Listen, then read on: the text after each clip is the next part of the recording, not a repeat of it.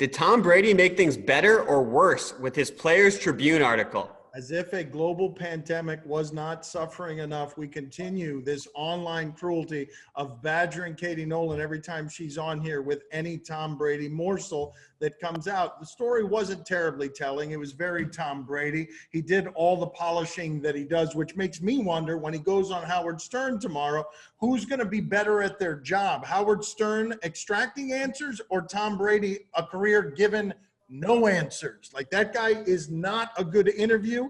This story itself wasn't terribly interesting because he's gone the Michael Jordan, Derek Jeter route of being sort of this vessel for greatness and excellence that isn't all that interesting. So I am actually just curious why it is he's doing this stuff this late in life and how much it has to do with getting out from under the Patriot stuff and wanting us to see more of him, no matter how boring it is.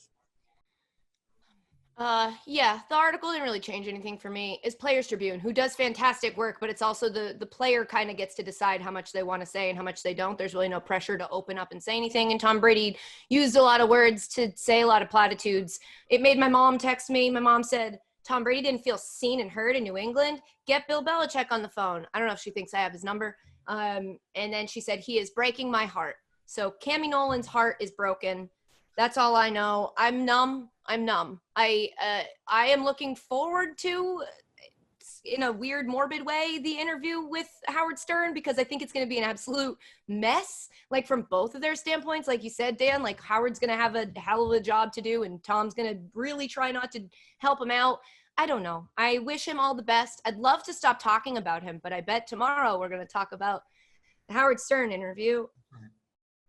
It's funny that you mention Bill Belichick, Katie, because you know who didn't mention him in his Players Tribune article? Tom Brady. It's no secret that they didn't necessarily get along very well. I read this a couple of times. A great sacrifice by me, by the way. And after my first read, I thought this is the usual Brady fare, right? It reads like it was written by a group of political strategists, then given to a group of lawyers, and then focus grouped. But if you read a few times, you do notice a few spicy nuggets, such as Spicy nuggets. Spicy nuggets. When you pack things up, you realize that some things fit perfectly, other things don't fit anymore. You leave behind what no longer fits, or you make an extra effort to make it fit. He had trouble packing up his house. Is that what it was? He was like, oh, I really can't fit this statue. No, I'm pretty sure he's subtweeting you. Me? Well, yeah. You, why? In England, the fan base, you guys couldn't make him fit. That's what he's saying. Dan, come on. He's subtweeting, right? You're the one who said F you, Tom Brady. Hey, he's not here right. for all of your disrespect. Yeah. He did so much for your entire fan base for 20 years, and then you're at the end, you're like, bleep off when you guys clearly didn't want him. Isn't that crazy when someone does something nice for you, like, I don't know, showing up on your show and helping make it, and then all you continue to do is just dump on them? It is pretty weird and crazy, isn't it? Yeah. Yeah. Speaking of things on the internet, I read in the New York Post that you hate him. Yeah, it's true. The New York Post is my gospel. Isn't that right, Doris? We hate Tom Brady. Thank you for watching ESPN on YouTube. For live streaming sports and premium content, subscribe to ESPN+.